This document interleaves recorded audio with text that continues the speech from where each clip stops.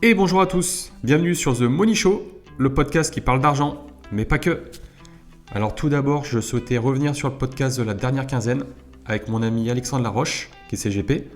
Je tenais à vous dire merci pour vos partages sur Insta, merci pour vos commentaires sur Apple Podcasts, et enfin merci pour les notes 5 étoiles. J'ai eu plusieurs messages sur Insta, et ce qu'il en ressort, c'est que le podcast il vous a plu, il a été bien accueilli, donc pour ceux qui ne l'ont pas encore écouté, je vous invite à le faire. Dans le podcast d'aujourd'hui, on reçoit Alexis Montardre, qui tout comme moi habite Roanne. Ça a été un plaisir de l'accueillir et de l'avoir interviewé. Alexis, il est chef d'entreprise, il est recruteur, on appelle ça aussi chasseur de tête. Il est en partenariat avec plusieurs sociétés. Et concrètement, son job c'est quoi ? Il y a une société qui vient le voir quand elle a besoin de recruter un salarié. Elle lui donne un cahier des charges et le job d'Alexis, c'est de trouver la personne qui correspond au profil recherché par la société. Il va nous dévoiler ses méthodes, l'organisation de ses journées qui, vous le verrez, sont assez mouvementées. L'épisode, il est hyper intéressant parce qu'Alexis, il est passionné par son activité. Il a créé sa boîte alors qu'il lui restait plus que 1 000 € en poche. Donc il fait partie de ceux qui brûlent le bateau et qui foncent. Je sais pas si vous vous rendez compte, mais je trouve ça incroyable. Et il a aussi une vision long terme de son business, ce qui lui permet de se remettre en question continuellement. Et ça, croyez-moi, la remise en question quand on est chef d'entreprise, c'est une grosse qualité. Ça lui permet d'être agile et de rectifier le tir quand il y en a besoin. Sur ce, je vous laisse avec l'épisode du jour qui, j'espère, vous plaira. Et bonjour à tous. Aujourd'hui, on reçoit Alexis dans le podcast. Alors, je suis très content qu'il ait répondu à l'invitation. Je te remercie à nouveau. Merci de ton invitation. Avec Alexis, on se connaît depuis une dizaine d'années déjà. On était dans la même promo en DUT. Donc, ça date, hein, tu vois. Ça date un petit peu. Moment, oui. On s'est perdu de vue, mais j'ai toujours eu de tes nouvelles par le biais d'amis en commun, Mathieu notamment. Effectivement. Et j'ai suivi ton parcours pro de loin, sur les réseaux sociaux et principalement sur LinkedIn, où tu es très actif. Et j'ai trouvé que son parcours était inspirant et motivant, et c'est pour ça que j'ai décidé de le faire venir aujourd'hui sur le podcast. Merci. Alors Alexis, on va commencer. J'aimerais que, en 1 minute 30, tu nous dises qui es-tu, quel âge as-tu et qu'est-ce que tu fais tout de suite.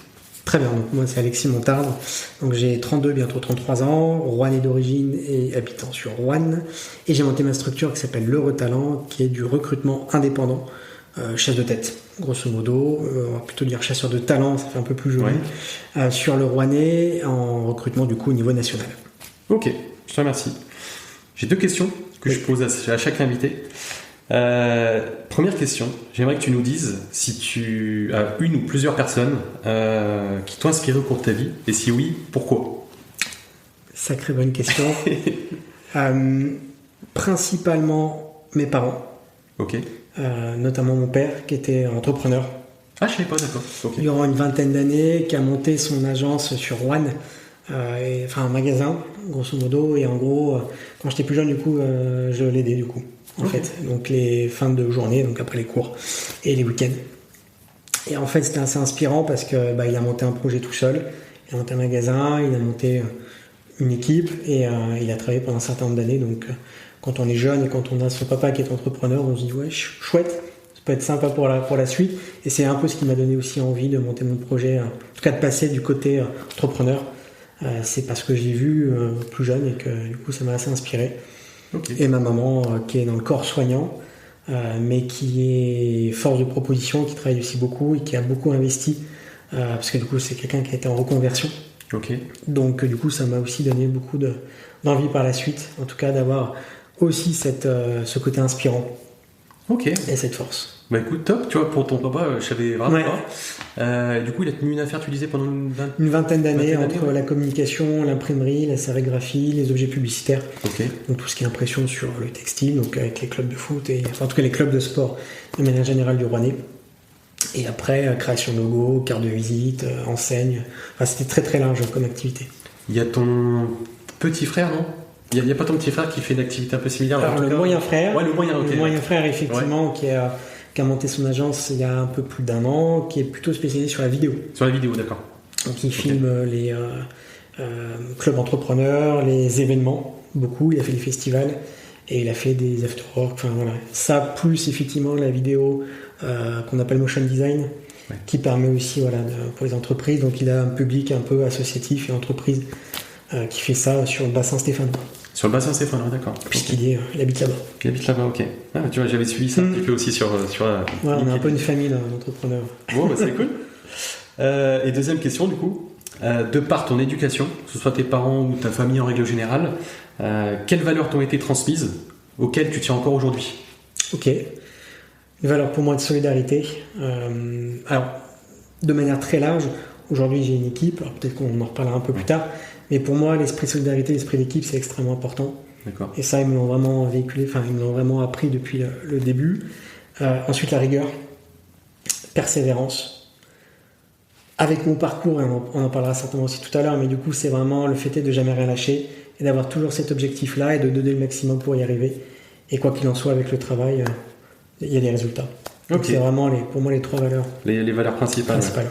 Ouais. Et puis esprit d'équipe, je pense aussi au DUT, où on avait des travaux à faire en groupe. Beaucoup de travaux de groupe, on était 4 en général, et ça m'a même suivi après en licence. Donc effectivement, depuis un certain temps, habitué à travailler en équipe, et puis ça continue encore aujourd'hui, puisqu'on est effectivement une belle équipe.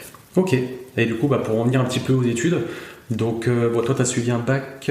Alors moi j'ai un parcours qui était un peu atypique, il n'y a pas trop de continuité, mais j'ai fait un bac pro commerce au lycée Albert Thomas Rouen pendant 3 ans, où j'ai eu effectivement un certain nombre de semaines de stage dans les différents magasins plutôt spécialisés dans le sport. D'accord. Et puis finalement après j'ai fait un DUT GEA, donc je suis parti de l'autre côté, finalement côté gestion, finance, management, et puis finalement je suis parti en licence RH après.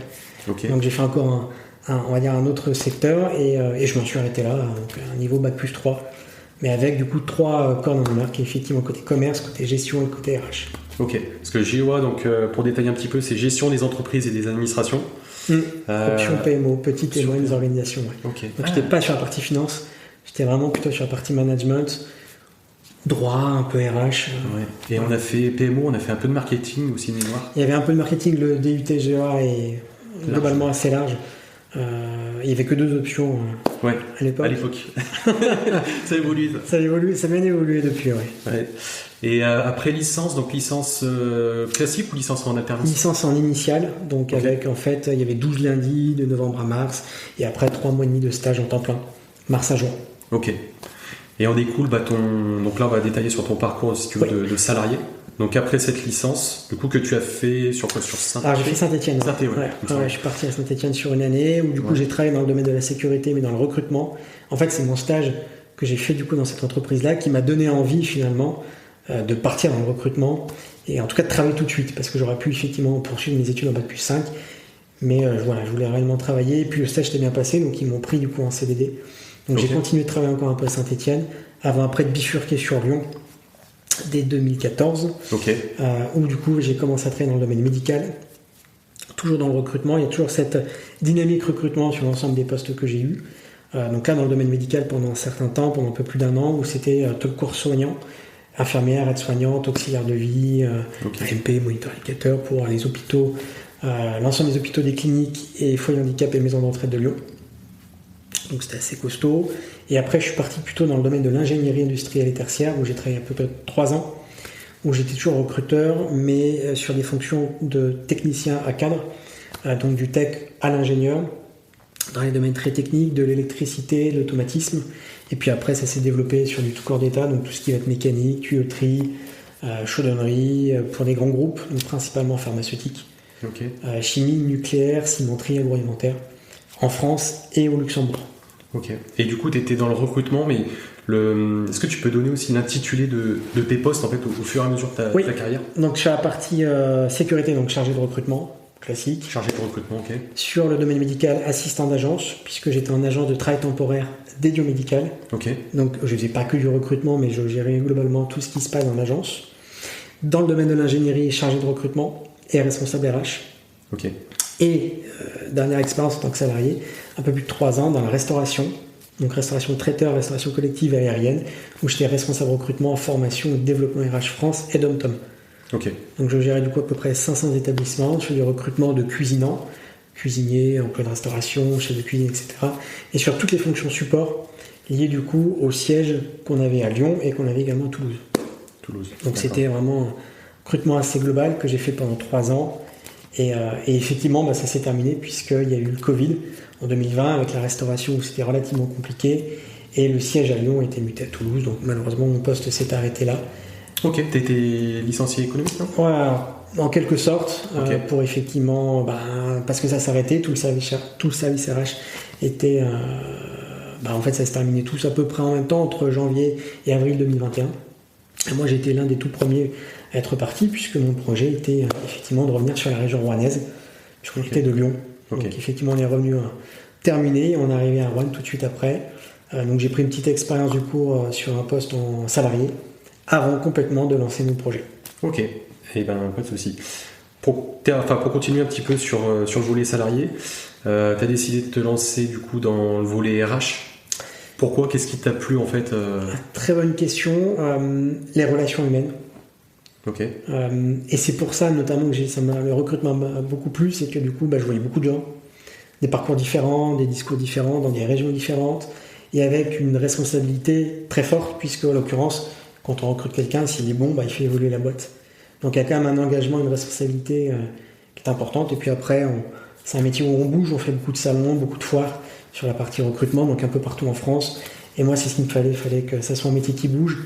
Pas que le côté administratif, mais vraiment le côté aller vers les gens, discuter. Donc voilà, c'est un métier où on rencontre plein de gens. Donc si on n'aime pas, c'est compliqué. Donc c'est vraiment ça qui m'a fait partir dans le domaine RH et qui puisait dans le recrutement depuis une dizaine d'années maintenant. Ok, donc il y a pas mal de choses qui t'ont plu à travers tous tes postes. Qu'est-ce qui ne t'a pas plu, justement ? Qu'est-ce qui t'a déplu et qu'est-ce qui, je pense aussi, t'a motivé un petit peu à créer ton affaire ? Globalement, alors peut-être un peu le côté administratif, sur certaines missions où c'était quand même assez routinier, donc ça pouvait paraître aussi un peu long. Et puis après, parfois je ne me retrouvais pas forcément aussi dans les décisions du management, de la direction. Donc c'est aussi pour ça, parce que c'est compliqué quand on recrute, on rencontre un certain nombre de candidats, évidemment ça fait partie du métier, il y a un gagnant et des perdants, et c'est vrai que parfois c'est assez compliqué d'être en accord aussi, puisque le recruteur ne décide jamais seul, c'est souvent le manager qui a le dernier mot, ou en tout cas la direction, et c'est vrai qu'il y avait parfois quelques différences de point de vue, divergences, qui ont fait que c'est aussi compliqué parfois de s'y retrouver. Donc autant monter sa propre affaire et du coup avoir ses propres avis et donc être maître aussi du recrutement. Ok. Ça fait partie des choses que je savais un petit peu sur ton parcours, notamment par de nos connaissances en commun. C'est que tu avais un petit peu de mal avec, entre guillemets, le système. Ça, et puis le côté aussi liberté, autonomie, gestion de l'agenda, où moi j'aime bien être libre, et c'est vrai qu'en entreprise on est toujours un peu plus cloisonné, et je me retrouvais plus trop aussi dans ce schéma-là. Ok. Du coup, tu étais à Lyon, tu es revenu sur Rouen pour des raisons personnelles ? Effectivement, pour des raisons familiales. Voilà, pour des raisons familiales. Tu dis que tu t'es lancé dans une première expérience en tant que salarié. Alors, tu vas me dire si c'est ça ou pas. Moi, je t'ai vu agent immobilier. Est-ce que c'était ça ou est-ce que c'était agent immo ? Est-ce que c'était après ? C'était avant l'expérience agent immo. Agent immo, j'étais en indépendant. Donc c'était la première expérience, on va dire, entrepreneuriale. Non. Quand je suis revenu sur Rouen, j'ai pris un poste salarié dans une entreprise où je suis resté quelques semaines. Ça l'a pas fait pour tout un tas d'éléments, mais ça a été un peu la goutte qui a fait déborder le vase en me disant, je pense que là, il faut vraiment que je passe de l'autre côté entrepreneuriat, et que je monte vraiment mon affaire. Effectivement, j'avais un peu peur, puisqu'en revenant sur Rouen, j'avais moins de réseau qu'à Lyon, finalement. Et j'ai eu cette opportunité dans l'immobilier, puisque quand on est revenu sur Rouen, on a rencontré plusieurs agences dans le cadre du coup d'achat de maison, et il y a une agence qui cherchait un agent commercial indépendant, donc agent immobilier, et finalement ça m'a un peu botté. Je pense comme tout bon français, on a toujours eu à un moment donné le projet d'être agent immobilier, alors peut-être un métier qu'on idolâtre aussi un peu, quand on regarde Stéphane Plaza à la télé, on se dit c'est joli métier. Et puis l'expérience a été très enrichissante, très intéressante, parce que du coup là vous êtes dans le bain d'indépendant, donc pas de fixe, donc effectivement si on ne vend pas, on n'a rien. Et puis il y a eu en plus une certaine latence à partir du moment où tu signes tes premiers compromis. Exactement, il y a 2 mois et demi, 3 mois entre le premier rendez-vous client ou prospect jusqu'à la finalisation, il y a un certain temps, donc vous décalez votre trésorerie, donc c'est vrai que c'est aussi pas forcément simple. Après il y avait la formation, puisque c'est un métier en soi que je ne connaissais pas. Malgré tout, il y avait beaucoup de similitudes avec le recrutement. Puisque finalement, quand on poste une annonce pour la maison, moi je poste une annonce pour un poste de recrutement. Quand on rencontre des prospects vendeur et acheteur, moi je rencontre des candidats dans le recrutement, donc en fait il y a vraiment beaucoup de similitudes, donc c'est aussi pour ça que ça m'avait plu, et l'expérience a été enrichissante, mais finalement le recrutement me manquait beaucoup. Ok. C'est plus le côté passion de ce métier-là, où j'avais besoin finalement de retrouver la partie recrutement, et j'avais peur qu'en l'abandonnant, je puisse difficilement reprendre par la suite. Et ces dernières semaines, puisque l'immobilier, je suis resté 4 mois. 4 mois, ok. J'ai fait mars à début juillet. T'as fait, pour faire un petit aparté, du coup, t'as fait, alors, t'as vendu déjà combien de maisons? 3 biens. T'as vendu 3 biens, ok. 2 maisons, un appartement. Et tu les as trouvés comment, tes biens? Par le réseau, enfin, Alors, effectivement, le réseau. Ok. J'ai fait beaucoup de piges, beaucoup de prospection terrain, beaucoup de boitage, mais finalement, ça m'a rien ramené. Enfin, ça m'a ramené quelques rendez-vous prospects, mais ça n'a pas concrétisé. Et c'est le réseau, amis, famille, qui a fait que ça a fonctionné tout de suite.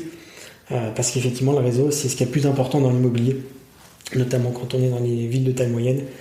Donc c'est aussi pour ça que c'était un peu compliqué, je pense, parce que finalement, on y passe beaucoup de temps dans la prospection, mais en même temps, on était très nombreux aussi à l'époque. Ok. Il y a eu beaucoup d'agences, beaucoup d'agents immobiliers qui sont arrivés aussi sur le marché. Il y avait beaucoup de biens, mais finalement, peut-être trop de concurrence. Et puis un milieu peut-être aussi un peu requin qui me correspondait un peu moins. D'accord. Donc c'est aussi, enfin c'est un peu mon ressenti, mais l'expérience s'est très bien passée globalement. Mais voilà, je trouvais que c'était peut-être un peu trop requin pour moi, et du coup la passion du recrutement a vite repris le sujet, et c'est pour ça que du coup j'avais ces dernières semaines pour réfléchir. Je tente pas, et puis finalement à 30 ans je me suis dit que j'avais pas grand chose à perdre, que de nourrir des regrets. Je préférais vraiment lancer. Si ça marche, tant mieux. Si ça marche pas, tant pis, mais au moins je l'aurais lancé, quoi. Et du coup, donc l'idée de créer une boîte de recrutement, l'idée t'est venue, mais c'était quoi les étapes de la création de ta boîte, justement? Enfin, parce que là, tu étais agent IMO, donc en auto-entreprise, Ouais, je suppose. Tout à fait, ouais. Et après, comment tu as bifurqué? Qu'est-ce que tu as fait? Alors, le projet d'être recruteur indépendant me trottait déjà en 2020, lorsqu'il y a eu le Covid, et j'ai été un certain nombre de semaines en fait au chômage partiel. Ok. Donc quand vous êtes chez vous, réfléchissez un peu beaucoup.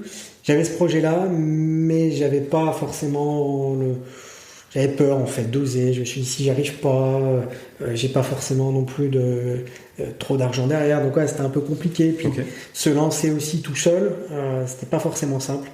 Mais j'avais déjà plusieurs semaines de réflexion, donc j'avais déjà un peu une idée du projet en tout cas. Donc je partais pas de rien, et dans un métier que je connais. Donc j'avais peut-être un peu moins de crainte sur la partie technique, mais plutôt sur la partie gestion et la partie commerciale qui me faisait un peu peur.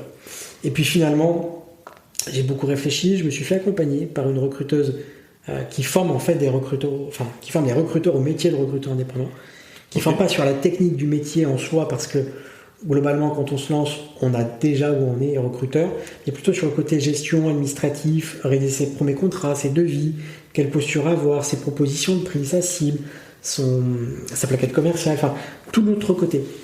Donc elle m'a accompagné une dizaine d'heures. Ok, t'as trouvé donc j'ai trouvé par le biais des réseaux LinkedIn, D'accord. principalement, et puis par recommandation. J'en avais déjà entendu parler, puis je me suis dit allez, on y va. Avec elle, j'ai pris également un complément qui était une formation web sur Google, comme on peut chasser sur Google, pendant 4 heures. Donc c'était assez poussé, donc j'ai trouvé la formation très intéressante. Et c'est notamment lors de cette formation où ça m'a validé le projet, qu'il fallait que je me lance.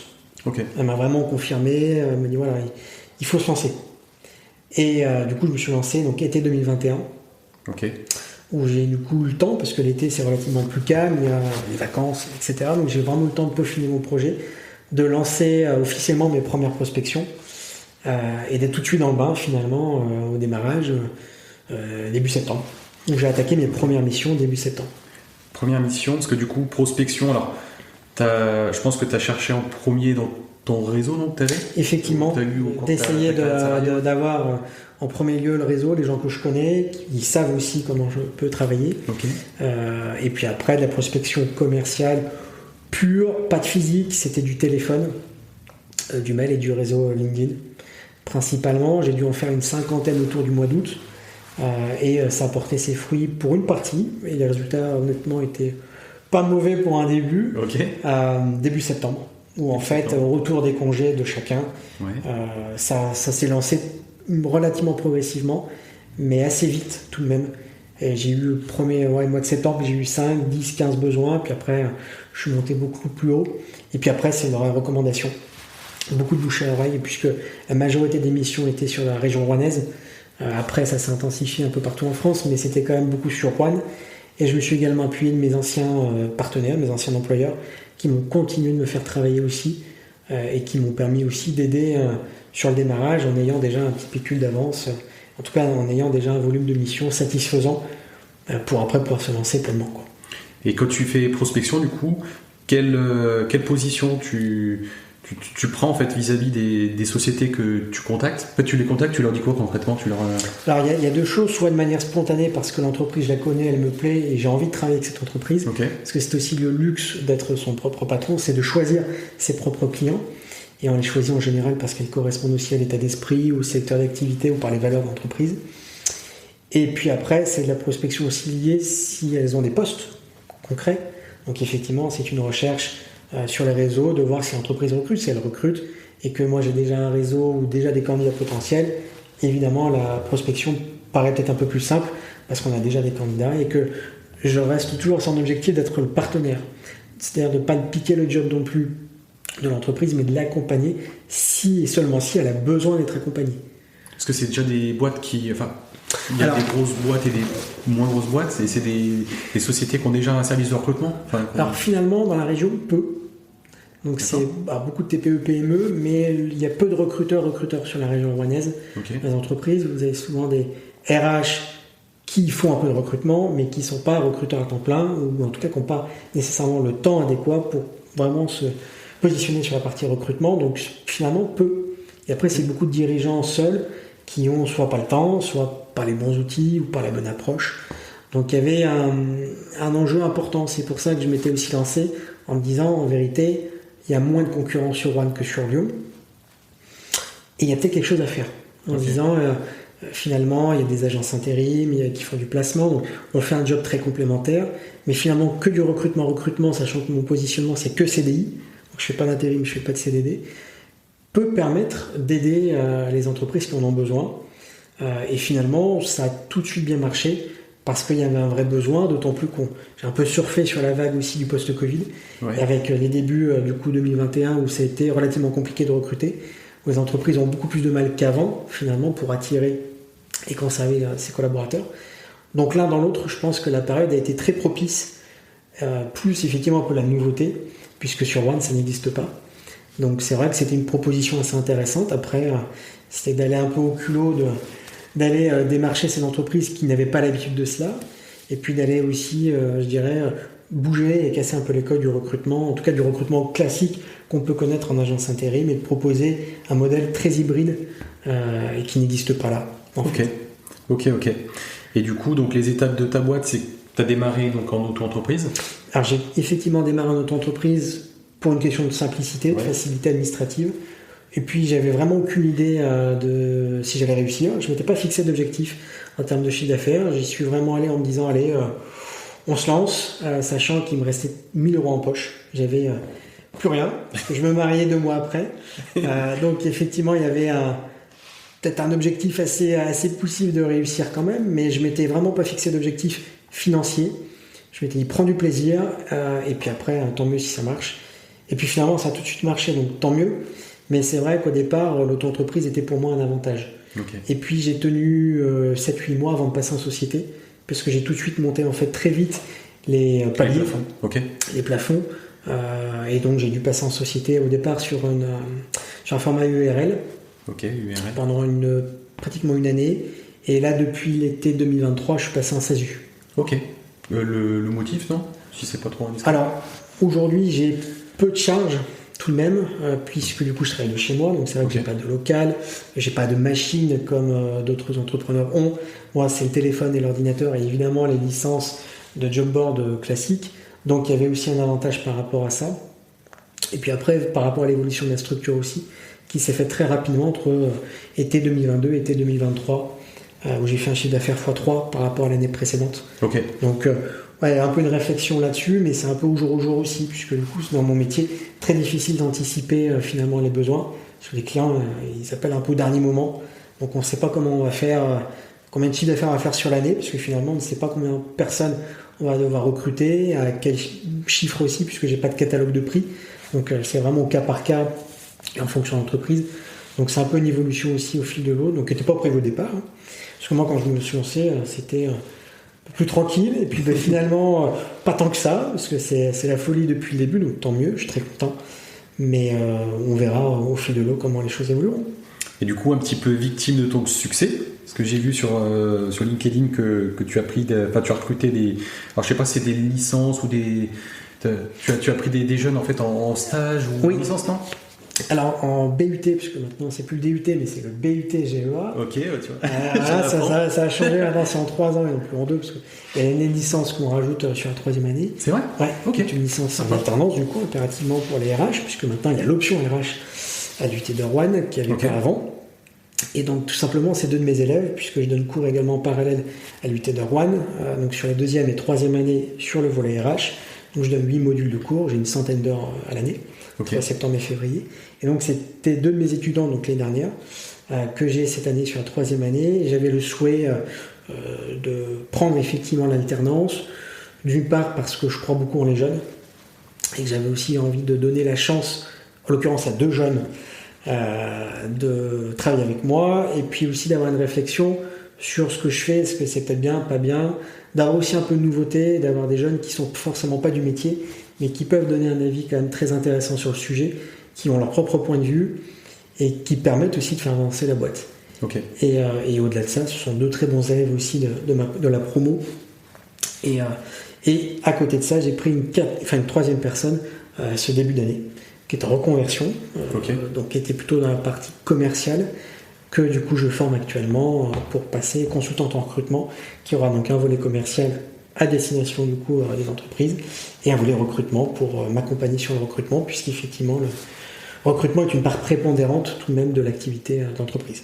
Ok, cette personne elle est quoi? Elle est en freelance, en CDD? Donc elle est en reconversion donc avec Pôle emploi, et elle sera salariée du coup embauchée en CDD de 6 mois dans un premier temps, suivi évidemment à partir de septembre d'un CDI si tout se passe bien. Donc les rôles en fait, du coup le rôle de cette personne et ton rôle actuel, c'est le recrutement, le développement, c'est ça de la structure? C'est ça l'objectif, je ne recherche pas un commercial à temps plein parce que j'ai pas la structure suffisamment staffée pour, il faudrait qu'on soit 5-6 recruteurs à temps plein pour pouvoir prendre un commercial à temps plein. Parce que finalement aujourd'hui on a un volume d'activité qui est très important, on fait 15% de croissance tous les mois. Donc tous les mois, très bien.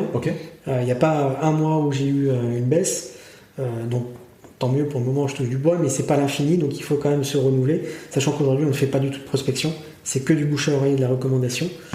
Donc c'est bien, mais c'est pareil, à un moment donné, il faut toujours un peu travailler sur la prospection, sachant qu'on en prospecte 10, on en a en général 1 ou 2 qui y répond. Et puis après sur la partie recrutement, parce que c'est le nerf de la guerre. Donc aujourd'hui, recrutement prend une part prépondérante entre de la première étape jusqu'à l'étape d'intégration. Ça peut parfois prendre un certain temps, on peut recruter en une journée comme on peut recruter en 4 mois. Donc pour moi la base elle est ici, mais évidemment quand on a tout recruté, il faut bien que commercialement on ait, pour toujours avoir un volume assez important. Ça sera sa mission évidemment. Les 2 alternants seront plutôt sur une mission de recrutement. D'accord.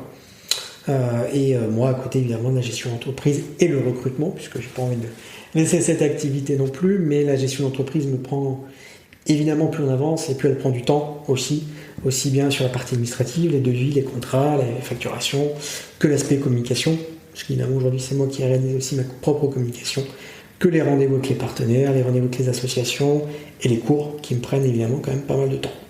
Ok, donc plutôt... Les journées sont très rythmées, tant mieux parce que c'est ce que je veux, c'est ce qui m'anime aussi et c'est ce qui me passionne dans cette activité et c'est ce pourquoi j'ai souhaité la créer, donc je ne vais pas m'en plaindre.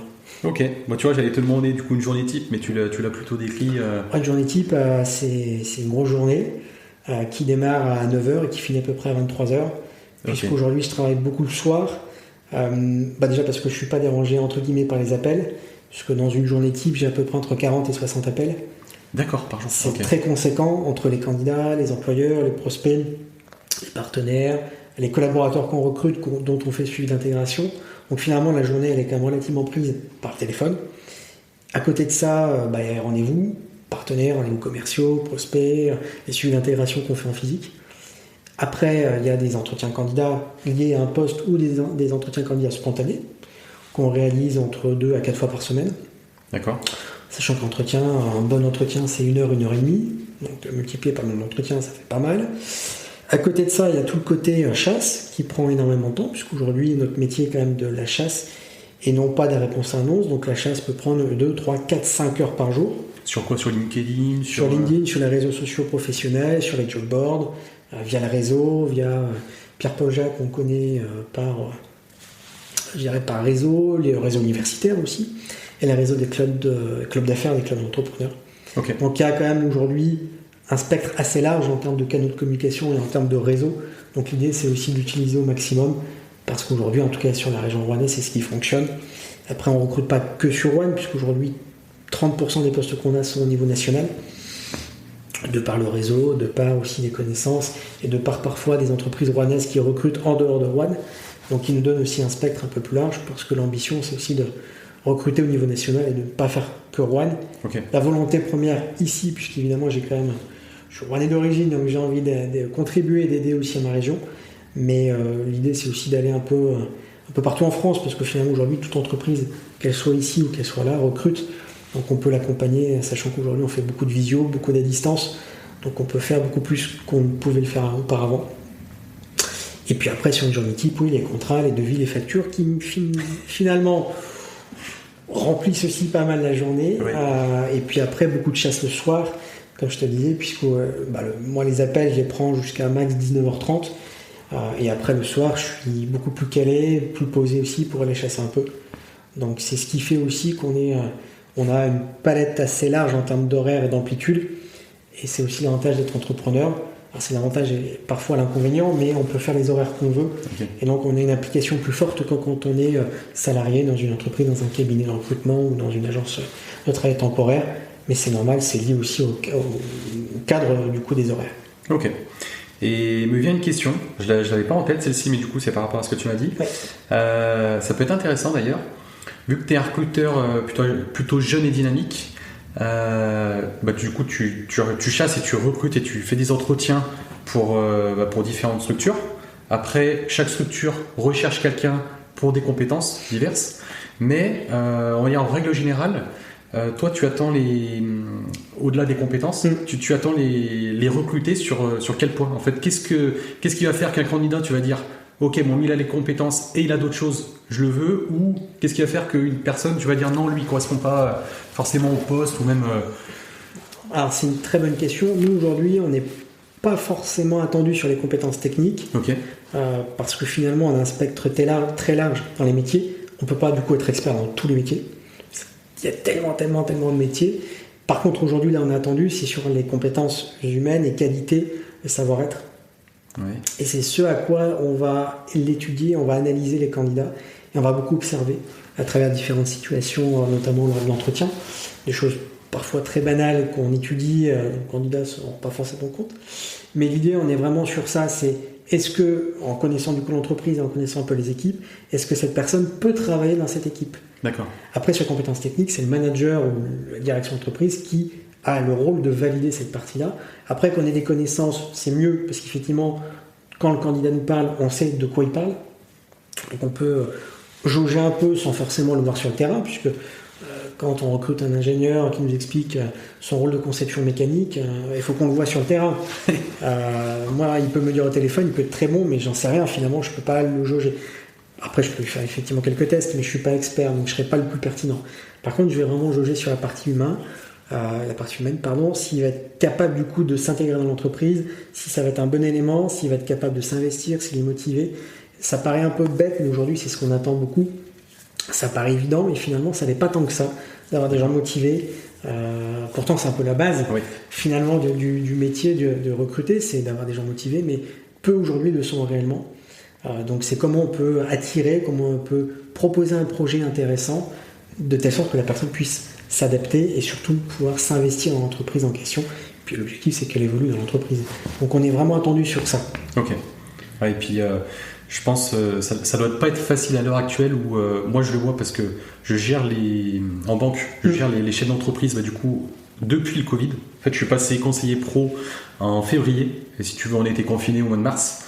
Et en fait, moi depuis, j'ai tous les chefs d'entreprise, mais quasiment tous secteurs confondus, qui me disent on a beau annoncer des salaires qui peuvent être parfois mirobolants, en fait ils trouvent personne. Ils trouvent personne ou très peu de personnes parce qu'ils disent que voilà, il y a beaucoup de gens maintenant qui ont changé leur vision de vie, leur vision de travailler et le salaire fait plus forcément partie des choses attendues. Ça en fait partie, mais il y a ça reste. Après, ça dépend beaucoup des métiers, ça dépend beaucoup des régions. Finalement, les critères sont pas tout à fait les mêmes en fonction des métiers, en fonction des régions. Aujourd'hui, on a quand même, pour moi, le salaire est l'élément principal, notamment puisque nous on chasse, donc ce sont des gens qui sont déjà en poste. Donc, au-delà du projet, il y a souvent l'intérêt financier de faut me proposer mieux pour que je parte. Okay. Pas tous, mais quand même 9 fois sur 10, c'est l'élément qui déclenche. Okay. Après, tu as forcément le télétravail. Ouais. C'est toujours pareil, ça dépend des métiers, s'ils sont télétravaillés ou non. Mais globalement, c'est quand même l'élément aujourd'hui qui revient beaucoup, encore beaucoup aujourd'hui. Alors qu'à l'inverse, les employeurs sont plutôt très réfractaires à ça. Pour les clients, en tout cas pour mes clients, je ne parle pas de manière générale. Mais aujourd'hui, on a quand même un décalage entre ce que veut le candidat et ce que veut l'employeur. Au-delà de ça, c'est l'ensemble des avantages que peut proposer une entreprise. Donc, c'est vrai qu'aujourd'hui, c'est très attendu sur la participation, l'intéressement, les tickets restaurants, comité d'entreprise. On va beaucoup parler de package. Okay. Et non pas que le salaire. Voilà, le salaire et les avantages. Et parfois, les avantages peuvent donner un sacré plus au package global. A contrario, il y a aussi les horaires et la flexibilité qui jouent beaucoup. Parce qu'il y a le télétravail, mais aussi les horaires. Parfois, est-ce que vous faites une semaine 30 heures? Est-ce que vous faites une semaine 4 jours et demi? Donc, il y a vraiment un peu cette inversion-là qu'on n'avait pas il y a quelques années en arrière. Mais voilà, le Covid, il est là, il a été là, il a bouleversé aussi les choses. Pour des corps de métier, notamment dans la restauration, où les gens étaient au chômage partiel, ou en tout cas, ils ont été chez eux, ils ont pu profiter de leur famille, ils ont pu profiter des horaires que finalement, ils n'avaient pas à retrouver depuis un certain temps. Donc, aujourd'hui, il y a un peu aussi cette demande-là qu'on n'avait pas avant. Donc, les entreprises, aujourd'hui, doivent surtout s'adapter et pour attirer, doivent être attirantes. Okay. Donc forcément, doivent se remettre ça en question. C'est pas simple. Et nous, on est là aussi pour les accompagner en ce sens, pour donner un peu un regard peut-être un peu plus précis du marché, de ce qu'attendent vraiment les candidats, parce qu'encore une fois, on est quand même l'intermédiaire. Donc on a notre cœur métier, on a les candidats tous les jours. Donc à un moment donné, dans chaque région, on sait globalement, en fonction des corps de métier, on sait à peu près quand même ce que veulent les candidats. Et en général, ils veulent à peu près la même chose. Surtout pour ceux qui sont en poste. Ceux qui ne le sont pas, c'est un petit peu différent. Ok. Je te remercie pour ce retour. Tu disais aussi que ton job principalement ton taf se fait principalement sur recommandation. Donc recommandation, ça signifie que du coup tu as un réseau.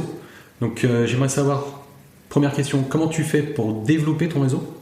Est-ce que tu participes à des soirées d'affaires, des repas d'affaires, des BNI, etc. Et deuxième question, comment tu fais pour entretenir et conserver ce réseau ? Alors le réseau, dans les plus petites villes, c'est la base de tout, puisque c'est vrai que ça permet vraiment à la fois d'avoir d'accompagnement quand on est jeune entrepreneur, puisque en face de nous on a différents corps de métier, et en même temps parce que ces gens-là connaissent aussi plein d'autres gens.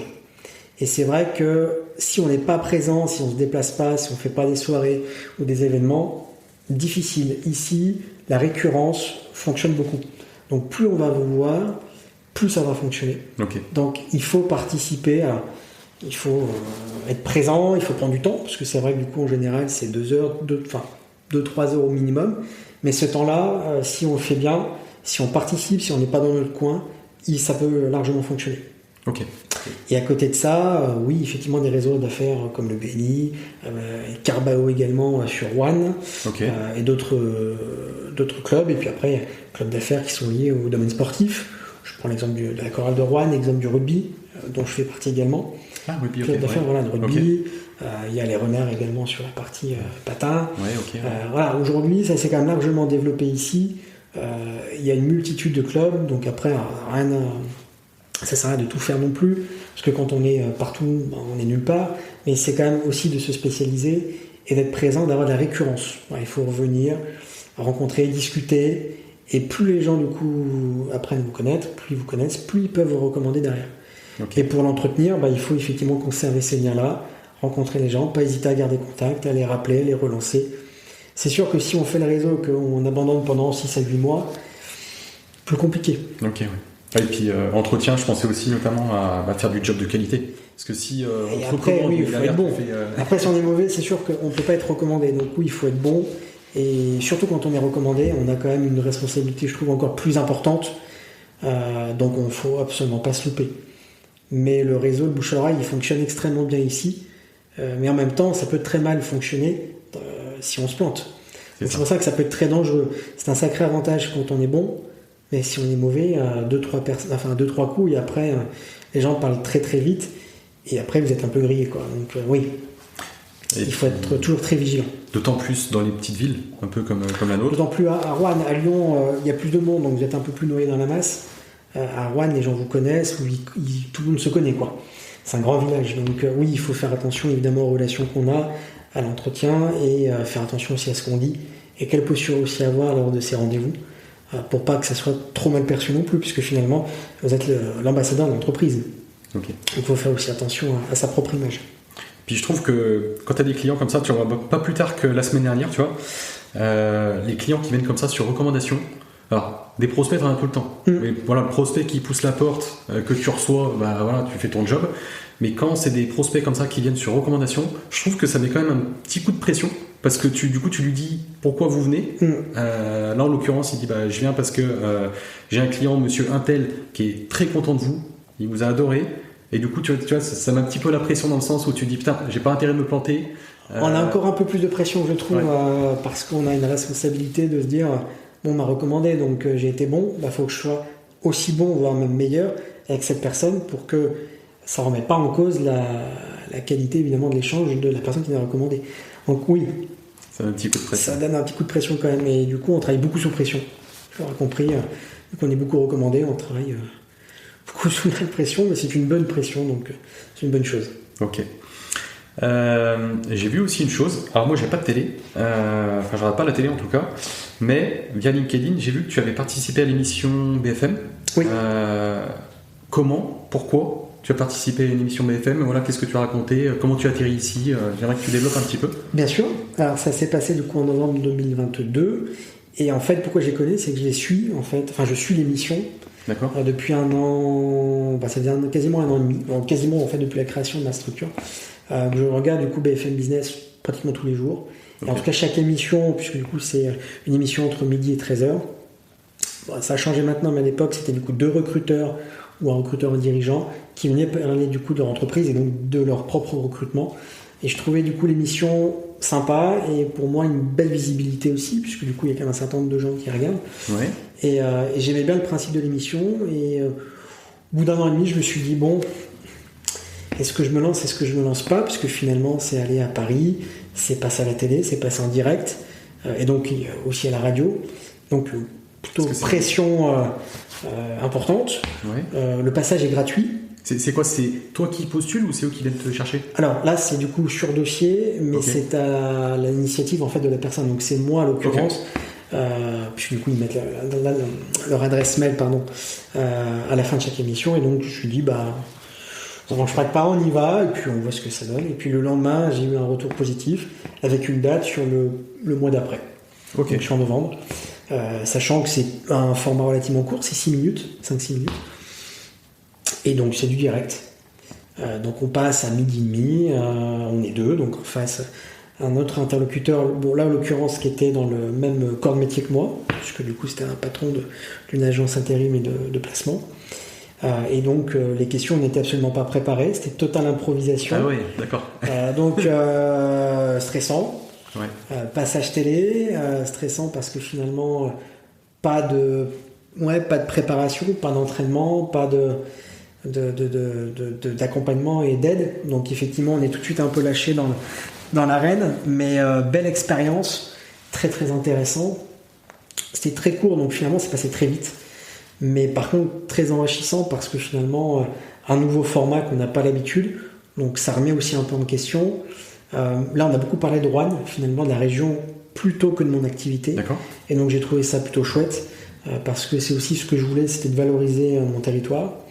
In fine évidemment parler de l'agence, mais c'était quand même vraiment le territoire, de valoriser Rouen, de parler de Rouen, de parler de la qualité de vie, de parler des opportunités de poste qu'il y avait aussi. Et puis intéressant parce que finalement on passe devant un certain nombre de téléspectateurs et d'auditeurs, puisque c'est aussi retransmis sur les podcasts, donc les vidéos donc en direct, les podcasts, et en même temps à la radio. Ok. Donc voilà, le champ était quand même assez intéressant et j'avais cette optique-là aussi pour donner encore un peu plus de visibilité et en tout cas se faire un peu plus connaître. Donc il y avait un objectif de com qui était important et je trouve que c'était très intéressant. Donc je le referai avec plaisir s'il le faut.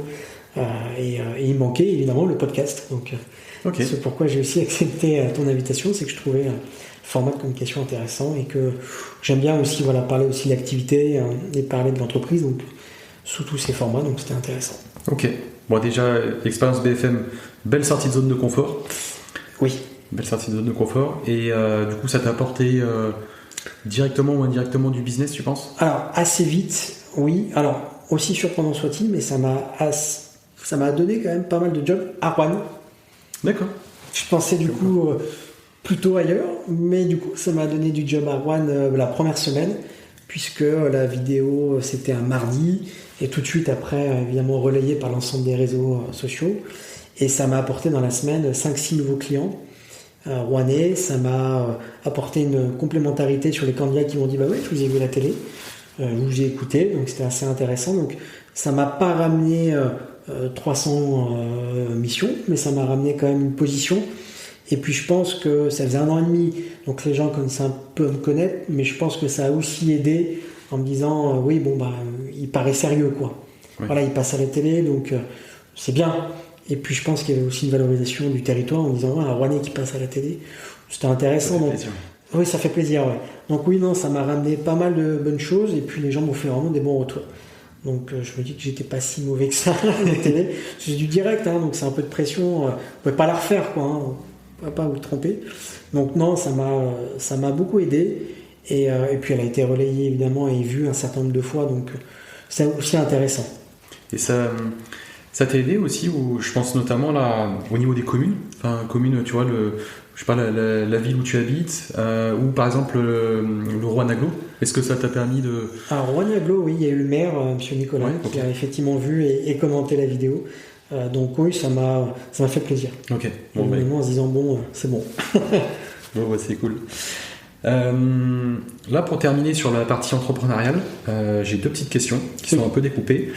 Déjà, est-ce que tu as un conseil à donner à ceux qui veulent se lancer dans l'aventure entrepreneuriale ? Un ou des conseils ?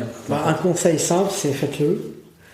Faut se lancer quand on a une idée, quand on a un projet, bon ou pas bon, il faut se lancer. Alors il faut se lancer en étant accompagné aussi, parce que se lancer seul, comme j'ai fait, était peut-être un peu dangereux, mais se lancer pour pas nourrir de regrets. Et si ça marche, tant mieux. Mais si ça marche pas, c'est pas grave. Pour moi, il n'y a pas d'échec. Il faut toujours sortir de sa zone de confort. Et puis, pour moi, quand on est passionné, en l'occurrence, c'est souvent sur des projets, sur des métiers passion, il faut oser se lancer. Et après, en général, on s'éclate. On a des hauts, des bas. Ça fait partie de l'aventure aussi entrepreneuriale. Tout n'est pas tout rose non plus, mais par contre, c'est une magnifique aventure. Et pour rien au monde, je reprendrai une activité salariée. Je veux rester entrepreneur, donc je conseille évidemment à toutes les personnes de se lancer. Bah écoute, top. Et justement, tu parles un petit peu de... Enfin voilà, de toute façon, tu as dû rencontrer des difficultés. Quelles leçons tu en as tirées de ces difficultés ? Alors c'est vrai que c'était... je savais qu'il allait y avoir des difficultés, où soit j'allais pas avoir assez de missions, soit des difficultés à me faire rémunérer. La principale difficulté, et ce qui est compliqué parce qu'on est dans une position pas forcément simple, mais c'est effectivement de se faire payer, parfois auprès d'employeurs assez gros, en se disant voilà, et puis finalement d'aller courir après son argent parce que la mission a été réalisée avec brio. C'est dur parce qu'on a l'impression d'harceler finalement les gens, alors qu'en fait on a travaillé, que tout travail mérite rémunération. C'est dur parce qu'un devis, un contrat a été signé. Donc c'est vrai que c'est pour moi la principale difficulté. Fort heureusement, ça m'arrivait peu, mais tout de même. Et parfois, j'ai pas réussi à avoir, malgré des relances et malgré des contacts avec des huissiers, j'ai pas réussi à avoir l'obtention de la gratification et du paiement. Donc c'est assez compliqué. Alors après, on se met aussi en face. on est entrepreneur, ça peut arriver à tout le monde. Mais d'être dans la communication, d'être dans l'accompagnement, j'essaie de proposer aussi un paiement échelonné. Malgré tout, non, ça n'a pas fonctionné. Donc ouais, pour moi, ça a été ma première source de difficulté. Et puis au bout d'un an, ou à peine un an, on paraît encore un peu fragile là-dessus, pas expert, et puis on est jeune, donc c'est vrai que je pense que certaines personnes aussi se disent il est jeune, donc on va peut-être pouvoir magouiller un peu, et puis ça va, ça m'est arrivé peu. Et puis la deuxième difficulté, mais ça c'est plutôt très personnel, ce qui m'est arrivé, c'est que j'ai fait face à une hypercroissance très vite. D'accord. Peut-être 7-8 mois après. Et donc j'ai dû me poser la question de je fais quoi ? Est-ce que je refuse des missions parce que je ne peux plus prendre des missions parce que je suis débordé ? Ou est-ce que du coup je prends quelqu'un salarié ou pas ? Malheureusement, j'avais pas suffisamment de trésorerie à l'époque pour prendre des salariés, donc j'ai effectivement pris de la sous-traitance un certain temps, mais qui n'a pas fonctionné pour diverses raisons. Et c'était un peu une claque aussi. Je me suis remis beaucoup en question. Ça s'est pas très bien passé à la fin. Puis finalement, j'étais assez déçu quand je me suis rendu compte de certaines choses. Donc j'ai dit plus jamais de sous-traitance.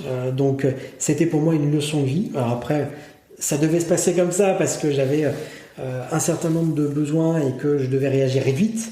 Donc j'avais pas le temps de me dire allez, est-ce que je demande un prêt, est-ce que je lance un recrutement, d'attendre 3 mois, il fallait que je réagisse tout de suite. Donc ça s'est fait comme ça. Après, c'est pas un regret parce que je suis content d'avoir fait. Maintenant, j'aurais peut-être fait différemment, mais en tout cas, c'est une belle leçon de vie aussi. Donc c'est pas tout à fait un échec, mais du coup je prends aussi il y a des belles choses qui sont passées tout de même durant cet épisode-là, mais je prends ce qu'il y a eu de négatif et du coup je formalise. Déjà je l'ai accepté, je l'ai assumé et du coup je l'ai un peu transformé différemment dans ma vision des choses. Donc pour moi ça a été les 2 difficultés les plus importantes. Okay. Après à côté de ça, la difficulté oui c'est d'aller prospecter, d'aller dans le dur finalement quand on n'est pas seul, puisqu'effectivement tous les autres confrères le font. Donc c'est d'aller proposer quelque chose d'un peu nouveau, d'essayer évidemment en tout cas d'attirer, donner un peu d'écoute auprès des clients. Et après, j'ai vécu plus de succès que entre guillemets d'échecs, donc j'en suis content. Mais oui, plus on avance, plus du coup c'est compliqué parce que là ça fait 2 ans et demi maintenant que je me suis lancé, donc les objectifs sont pas les mêmes aussi. Donc maintenant il faut aussi être humble et se dire qu'il faut travailler. Okay. Sans cesse travailler. Dans notre métier, c'est compliqué parce qu'on a beaucoup de concurrence. Alors, pas forcément au niveau de la région, parce que j'en ai pas, mais du coup, dans d'autres régions, à Lyon, etc. Donc, pas trop loin, mais des fois, qui travaillent pour la région rouennaise, notamment. Et c'est vrai qu'il faut sans cesse se remettre en question, proposer des choses aussi un peu nouvelles, essayer d'être force de proposition, proposer un modèle aussi qui plaît. Parce que des cabinets, il y en a à foison. Oui. Alors après, moi j'ai un format qui est assez hybride, puisque je ne suis pas agence intérim, je ne suis pas cabinet de recrutement non plus. Je suis vraiment un peu entre les deux, donc je tire un peu des forces de chacun, et avec un modèle très, très particulier. Donc c'est ce qui plaît, mais il faut sans cesse travailler. Si on s'arrête 3-4 semaines, la concurrence sera là. Elle attend qu'une chose, c'est évidemment qu'on lâche, donc, et je ne lâcherai pas. Pour info, je ne lâcherai pas, mais au contraire, on redouble d'efforts sur cette année 2024 avec des objectifs de croissance, de développement mesurés, puisque j'ai pas non plus envie d'être 15 demain. Donc, mais en tout cas, on a un modèle qui plaît. Donc maintenant, il faut le développer avec les moyens qu'on a et poursuivre. Ok. Et tu vois, c'était pas prévu, mais il y a beaucoup de choses qui étaient pas prévues pendant le podcast. Mais on en a parlé juste avant. En fait, ta femme est entrepreneur aussi. Effectivement, elle s'est lancée il y a quelques mois, ouais. Si tu veux décrire un petit peu rapidement ce qu'elle fait. Oui, alors aujourd'hui, elle a une activité à mi-chemin entre la communication et la partie événementielle. Donc, nom d'entreprise, c'est le Clic qui pétille. Voilà. Okay. Donc, un joli nom d'entreprise, qui résume évidemment ces 2 activités. L'aspect communication, c'est, on va dire, un peu le logo, le site internet, le référencement, toute cette partie-là, vraiment en communication, plutôt à destination des entreprises ou des entrepreneurs qui se lancent et qui n'ont pas forcément un gros budget et la compétence pour effectivement lancer son site, son logo, ses cartes de visite, tout ça, qui sont des incontournables du lancement d'une entreprise. Et à contrario, une partie événementielle destinée plutôt à filmer les mariages, les anniversaires, la photo. Okay. On sont ensemble, les baptêmes, les enfants, les adultes, les anniversaires. Enfin, c'est un milieu qui est très très vaste, dont elle a lancé son activité il y a quelques mois maintenant, de par son expérience salariée. Et aujourd'hui, donc, elle intervient au domicile des particuliers ou directement dans des endroits en particulier pour prendre en photo ou en vidéo. Ok. Et du coup là vous avez, parce qu'il y a un événement qui va arriver d'ici quelques semaines, mais avant cet événement vous avez du coup une organisation. Toi tu disais tout à l'heure tu travailles des fois jusque tard le soir. Ouais. Elle, comment elle organise ses journées de son côté? Alors c'est plutôt sur des horaires de journée. Ouais. Et c'est sûr que ce bel événement qui arrivera dans quelques semaines va évidemment chambouler notre agenda, notre planning de travail. On l'adaptera. Il y a évidemment beaucoup d'inconnus aujourd'hui, mais ça fait partie du job aussi de parents et on l'adaptera. Mais on a cette force du coup de télétravailler tous les deux de la maison. Donc après, on verra comment on s'organise. Moi, c'est sûr que je ne pourrais plus faire comme je fais aujourd'hui. Ça, c'est une évidence. C'est ce aussi pourquoi j'ai pris quelqu'un en plus. Okay. C'est aussi un peu pour me seconder. Donc là, je suis en plein dans la formation, mais c'est lui donner toutes les astuces pour la suite, pour pouvoir me reposer aussi un peu, puisque naturellement, je serai un peu moins présent, puisque pour moi, la vie de famille est très important. J'ai vraiment un sens de la famille et je veux absolument pas rater, notamment les premières semaines, les premiers mois de mon enfant. Donc c'est pour ça que j'aurais besoin d'aide et d'accompagnement. Donc et c'est inévitable que je ne pourrais plus faire les 8h, 23h, mais on l'adaptera différemment pour continuer d'avoir la même qualité de service, parce que ça par contre j'y tiens auprès de mes clients, c'est qu'ils ne ressentent pas forcément ce changement-là. Évidemment sur la première semaine, oui, puisque on verra un peu au fil de l'eau, mais en tout cas c'est d'avoir toujours cet engagement et cette disponibilité pour les clients.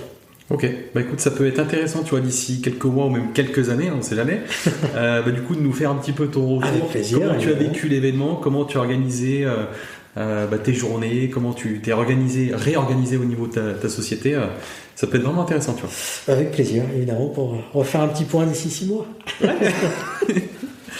On a terminé avec ton parcours entrepreneurial. J'ai encore 3 petits volets qui sont vraiment plus courts. J'aimerais que tu nous dises si tu as déjà réalisé des investissements, que ce soit des investissements en immobilier, que ce soit des investissements, je sais pas, en bourse ou autre. Déjà, tu as investi dans ta résidence principale. Oui. Donc tu as acheté ta résidence principale. Auparavant, tu étais sur le secteur lyonnais, donc tu avais aussi acheté. Oui, propriétaire, tout à fait. Voilà, donc tu as revendu ton appartement et tu disais avec une plus-value tout à l'heure. Est-ce que tu as réalisé d'autres investissements ? À ce jour, non. Okay. Mais l'objectif, un peu plus tard, dans l'immobilier. Okay. Effectivement, c'est peut-être un projet qui me tient un peu plus à cœur, local, donc sur Rouen. Ouais. Pourquoi pas un appartement ou un studio, destination de nos chers étudiants rouennais. Ça, c'est un projet que je devais faire plutôt là, mais du coup, avec l'arrivée de bébé, qui va être un peu décalé. Mais c'est un projet que j'aimerais bien faire, qui me tient peut-être plus à cœur que d'autres projets ou d'autres produits financiers. Et l'idée des locaux professionnels, non ? Ça te vient aussi un petit peu en tête ou pas ? Je suis en train de penser, tu travailles de ton garage. C'est vrai que je travaille depuis mon garage, que j'ai tout refait du coup l'année dernière. Okay. Donc j'ai un peu plus de 20 mètres carrés complètement refait, puisque c'était vraiment un garage brut. Donc il n'y avait pas de chauffage, il n'y avait pas de parquet, il n'y avait rien, enfin il n'y avait pas grand-chose. Donc déjà, c'est un premier investissement pour moi qui était juste essentiel pour travailler dans de bonnes conditions, d'autant plus quand on fait venir évidemment d'autres personnes, parce que quand on est tout seul, c'est un peu différent, mais quand on est plusieurs, il faut qu'il y ait aussi un espace de qualité pour réaliser un travail de qualité. Donc ça, c'est le premier investissement. Pour le moment, non, j'ai un modèle et une vision, beaucoup de télétravail, donc j'ai pas l'ambition d'acheter des locaux. J'avais la première année, j'étais locataire au Numérique Park. D'accord. À Rouen, voilà, pendant un an. Donc j'avais un petit bureau, une quinzaine de mètres carrés. Mais finalement, j'y allais peu, parce que finalement, dans ma journée, je suis à droite et à gauche. Donc je suis jamais à 100% au bureau. Et puis en même temps, j'ai eu l'habitude sur l'année 2020 du Covid. Donc du coup, j'ai beaucoup télétravaillé. Donc je ne me voyais pas forcément avoir d'autres locaux ailleurs que chez moi. Et puis finalement, j'ai de l'accessibilité, j'ai tout chez moi. Okay. Donc j'ai une façon de travailler qui me plaît beaucoup et on verra plus tard. Okay. C'est sûr que si le Retalent recrute 10 employés, je ne pourrai plus être dans mon garage, ça c'est sûr. Ça va être compliqué. Ça va être très compliqué, on peut être ça à 5 grand maximum. Mais à l'instant T, non. Okay. Pourquoi pas sur l'avenir, je suis absolument pas fermé, je suis très ouvert d'esprit, donc on verra vraiment au fil de l'eau. Et évidemment, après, oui, pourquoi pas investir dans ces locaux-là. Ok. Et toujours en parlant d'investissement, moi, ce que tu as dit tout à l'heure, ça m'a fait tilt, tu vois, du coup, je fais un petit peu le lien. Pour moi, tu as investi aussi sur toi, parce que quand tu as décidé de te lancer, tu as pris quelqu'un pour te former, du coup, sur la partie, on va dire, structuration de ta boîte. Ouais, Est-ce que tu... Enfin, pour moi, je considère aussi ça comme de l'investissement, tu vois, donc... Oui, puisque c'était une formation qui était payante. Ouais. Et au-delà de ça, oui, j'avais... Tu investis sur toi. Et donc, beaucoup. Aujourd'hui, un peu moins maintenant, parce que j'ai une petite équipe, mais jusqu'il y a quelques mois, oui, j'étais tout seul, donc forcément, on est tout. Okay. Donc l'investissement, il est sur la personne, globalement, oui. Ouais. Et tu continues comme ça à investir sur toi, sur d'autres sujets, ou est-ce que c'est en prévision, enfin, est-ce que tu en as prévu, non? Alors, je me forme de temps à autre, effectivement, Okay. sur les méthodologies de recrutement, parce que ça évolue très vite, et qu'en fait, il faut être à la page. Donc il faut toujours être en veille active. Bon, ça fait partie un peu aussi de ma méthodologie. Pour moi, il faut toujours progresser. Il faut jamais, patiner là-dessus. Donc chaque été, quand je pars en vacances, je me remets toujours en question. Voilà. Et je me dis, quels sont un peu les objectifs, qu'est-ce qu'il faut que je fasse pour du coup faire ça. Okay. Donc c'est effectivement me former, parce que y a des choses qu'on ne connaît pas, ou alors on pense bien faire, mais on fait peut-être pas finalement bien. Donc oui, chaque année, à la période estivale, c'est souvent un peu pour moi le temps de me poser et de me dire bien, pas bien, quels sont un peu les objectifs pour septembre, ce que je fais aussi pour Noël, quels sont les objectifs pour l'année 2020, enfin la nouvelle année en tout cas, en l'occurrence l'année 2024, et qu'est-ce que j'aimerais faire, et donc qu'est-ce qu'il faut que je fasse pour pouvoir le faire. Donc oui, je suis toujours un peu dans cette démarche d'amélioration continue, de me dire, alors plutôt professionnellement du coup, sur la partie recrutement, mais aussi sur la partie contrat, enfin en tout cas sur la partie juridique et contrat, où il faut que je me professionnalise un peu plus aussi là-dessus. Ok. Donc oui, de la formation, des conseils, je regarde beaucoup de tutos, je regarde beaucoup sur internet, à côté évidemment de mon activité, parce que je suis quelqu'un qui est relativement très curieux de base. Ok. C'est vrai en l'occurrence, moi j'ai une audience qui est pas mal, tu vois, sur l'investissement immobilier, l'investissement financier, mais ça c'est quelque chose dont on parle pas forcément, tu vois, l'investissement sur soi, et mine de rien, tu sais, regarder des petites vidéos YouTube le soir, écouter des podcasts à droite à gauche. Je suis un peu novice, mais facilement comme tout le monde, je regarde ces tutos qui donnent un peu un état d'esprit, puis qui accompagnent aussi beaucoup, comme la partie immobilière, c'est absolument pas mon sujet. Là, oui, j'aurais besoin de quelqu'un d'expert sur le sujet, parce que c'est des choses techniques, c'est des choses qu'on ne connaît pas, quoi. On ne peut pas tout connaître. Ah non. Donc il faut se faire accompagner par de vrais professionnels quand on a besoin, en l'occurrence, j'en aurais besoin dans quelques temps. Oui. et puis surtout aller sur des sujets qui nous plaisent, parce que tu vois, tu veux pas aller c'est pas parce que tout le monde va faire de l'immobilier ou tout le monde va faire de la bourse qu'il faut forcément aller dessus. Si c'est des sujets qui t'intéressent pas du tout ou qui te font peur, ah non, il faut avoir l'appétence. Si t'as pas l'appétence pour le faire, non. Mais moi, c'est des sujets qui m'intéressent. J'ai un certain nombre de collègues et d'amis qui le font, et donc ils me font du bon retour. Donc c'est vrai que ça motive aussi quand on a un entourage qui le fait, de le faire. Mais après, il faut y croire, il faut vouloir, parce que c'est un investissement, parce que derrière, on met une partie de nos économies aussi là-dessus. Donc il faut aussi être accompagné pour pas se tromper. Et l'idée, c'est évidemment de prendre plaisir à le faire. Ouais. Mais surtout. On pourra en reparler un jour si tu veux. Avec plaisir. En 6 mois aussi. Avant-dernière question. Ouais. Est-ce que tu as des passions? Est-ce que tu lis? Est-ce que tu fais du sport? Alors j'en faisais beaucoup de sport, principalement de la musculation. Ouais. Mais évidemment avec l'activité que j'ai clairement plus trop le temps. C'est une réalité, une vérité. Alors j'ai pas le temps ou je prends pas le temps. Je pense qu'il y a un peu des deux. J'ai une petite salle de sport dans mon garage, juste en face du coup de mon bureau. Ah, top. J'ai quelques petites machines, donc c'est pas que je mets 20 minutes pour aller à la salle. Non, là je suis à côté. C'est plutôt de prendre le temps, qui est compliqué pour moi, puisque l'amplitude horaire fait que, et j'ai surtout beaucoup d'appels en fin de journée. Okay. Donc là où j'en faisais beaucoup, en fin de journée, aux alentours des 18h, je faisais 18-19h30. Finalement aujourd'hui j'ai plus le temps. Parce que si je prends pas ce temps-là, je perds des candidats et donc je perds du business. Donc, et pour moi je suis pas trop du matin. Donc je pourrais le matin, mais non, c'est compliqué.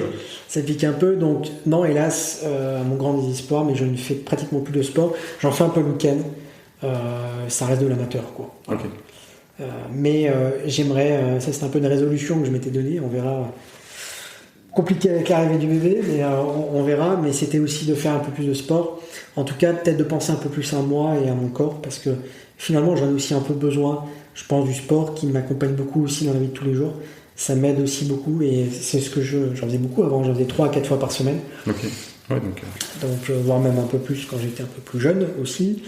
Mais au-delà de ça, non, je ne lis pas, je n'ai pas forcément d'autres activités, mais par contre j'ai une passion qui est la famille. Et voilà, de voir la famille les week-ends, ou le midi, manger un petit bout, ou le soir, ouais, la famille, les amis et le travail. C'est vraiment mon leitmotiv du quotidien.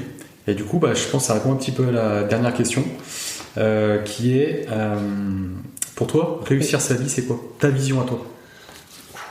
Très bonne question. Après, moi, je suis très partisan. Bon, il y a la réalité du terrain, mais je suis très partisan du vie pro, vie perso, et d'avoir cet équilibre-là. Et pour moi, on est bien quand on a cet équilibre-là. Ok. Après, c'est ma vision des choses, mais je le vois, ma famille, mes amis sont source aussi de motivation, d'inspiration, et me donnent un peu une bouffée d'air frais. Puisque finalement, en semaine, j'ai clairement la tête dans le guidon. Et je suis tellement dedans, en fait, que c'est vrai que là aussi, j'ai peu de temps pour ma famille, mes amis. Donc c'est pour ça que je me... Beaucoup le week-end, parce que finalement, le week-end, je ne travaille pas. Pour équilibrer. Volontairement, parce que je pourrais aussi... je travaille vraiment aller de temps à autre le dimanche soir. Mais sinon, le samedi après-midi, dimanche après-midi, je ne travaille pas volontairement pour vraiment me laisser cette plage-là, et encore plus après, pour le perso, pour faire les magasins, faire gestion de la vie quotidienne, faire les courses, rencontrer, faire des repas de famille, etc. Okay. Mais pour moi, c'est vraiment avoir cet équilibre-là, en tout cas d'essayer de l'avoir le plus possible pour être bien.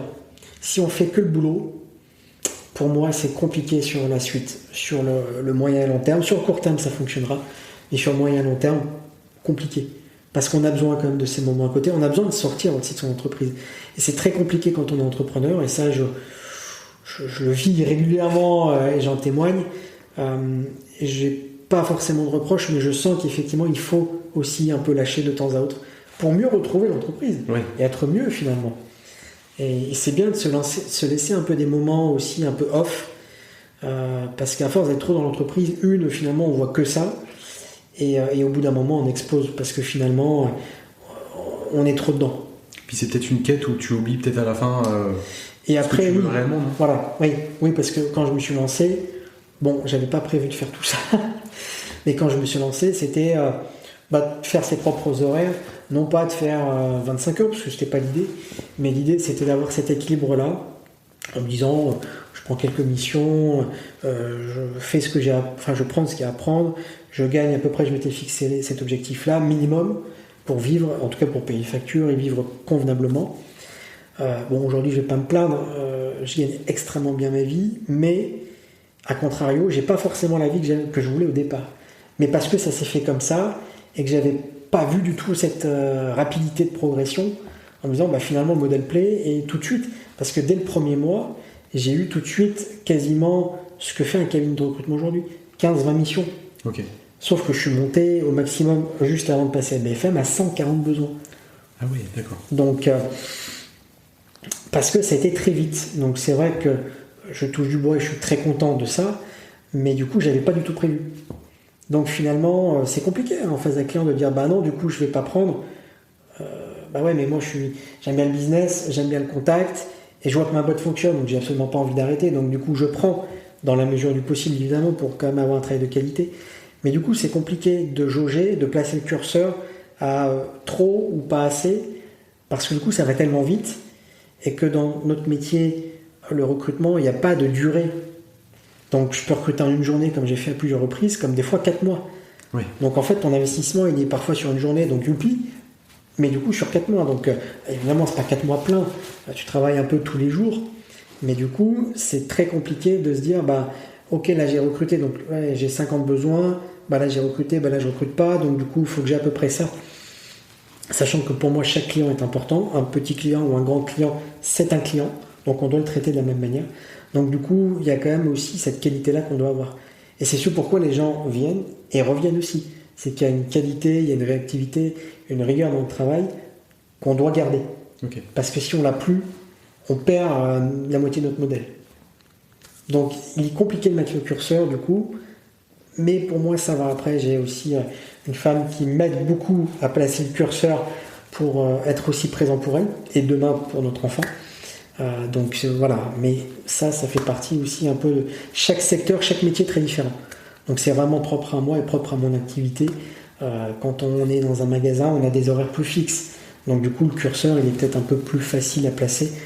Et puis après, ça dépend de chacun, de la vision du travail. Ouais, et puis après, à toi aussi de réajuster quand tu auras envie de réajuster.